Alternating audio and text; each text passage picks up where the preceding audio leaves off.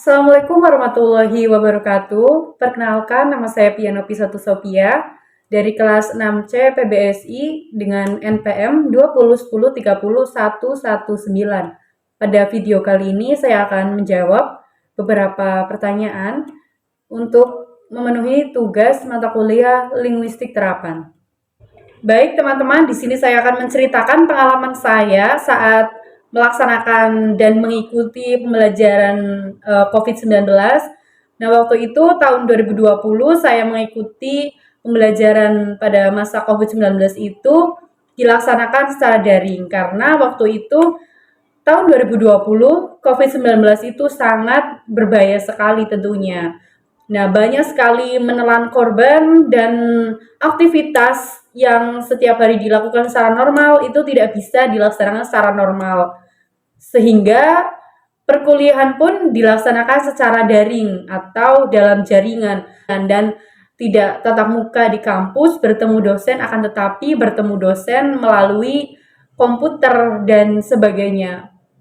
Nah, menurut saya, pengalaman saya selama merasakan pembelajaran secara daring karena adanya COVID-19 itu menurut saya sangat membebani sekali karena kita itu perlu menyiapkan berbagai perangkat yang mendukung untuk mengikuti perkuliahan seperti sinyal juga harus bagus. Nah, waktu itu kebetulan rumah saya itu agak pelosok jauh dari kota. Jadi untuk sinyal dan jaringan internet itu terkadang terputus karena setiap hari kan kita melaksanakan secara Zoom dan Google Meet. Nah, itu tentunya harus memerlukan jaringan yang kuat atau sinyal yang kuat dan kita harus menyiapkan kuota yang banyak juga. Nah, waktu pertama kita melaksanakan pembelajaran secara daring itu tentunya kuota internet tidak ditanggung oleh pemerintah. Waktu pertengahan baru kita diberikan gratis kuota pemerintah dan itu pun walaupun kita diberikan kuota gratis dari pemerintah tetapi banyak sekali kendala dan menurut saya pembelajaran secara daring itu tidak berdampak baik bagi peserta didiknya karena banyak peserta didik yang tidak sungguh-sungguh dalam menuntut ilmu dan mereka itu banyak mengalami kesulitan karena pembelajaran daring itu yang mengawasi, yang mendidik, bahkan yang memberikan arahan dalam pembelajaran itu kebanyakan itu dari orang tua. Nah, apabila orang tua tersebut tidak sanggup atau tidak paham mengenai teknologi, itu akan merepotkan siswa. Selain itu, apabila ada yang tidak mempunyai handphone, bahkan komputer dan laptop, itu akan menghambat perkuliahan maupun menghambat sekolah.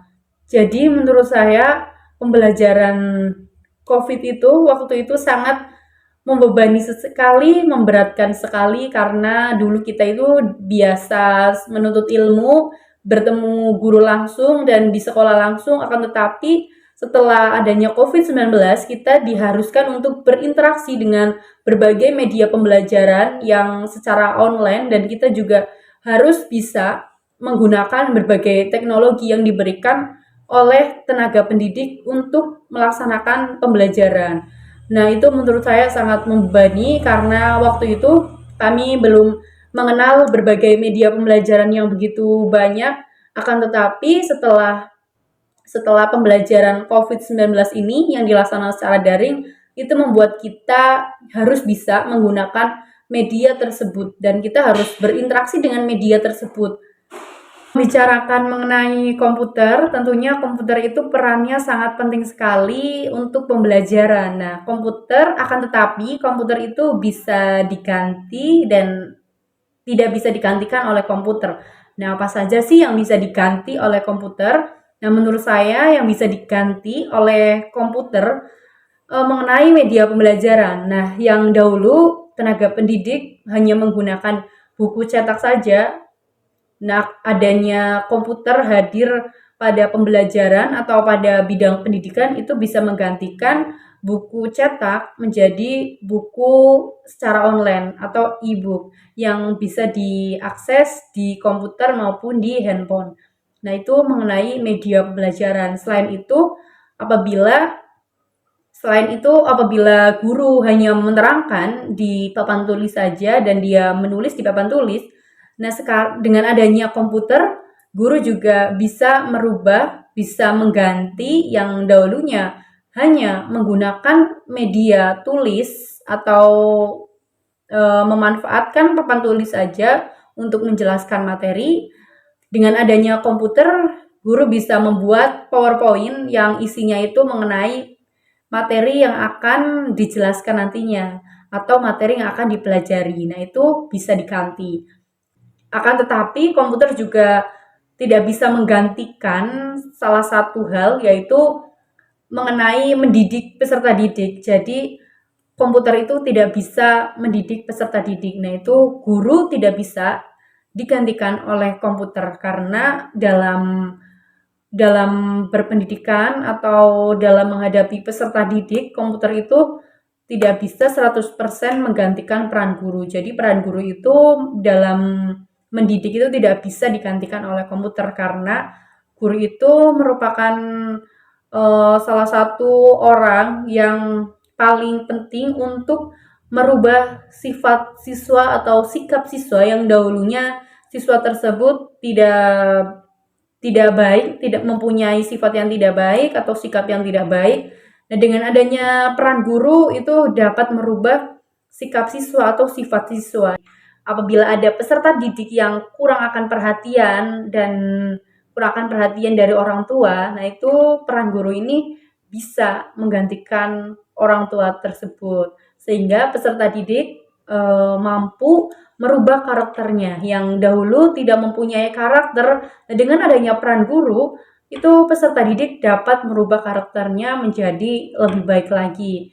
Jadi komputer itu tidak bisa 100% menggantikan peran guru karena peran guru di sini itu sangat penting sekali.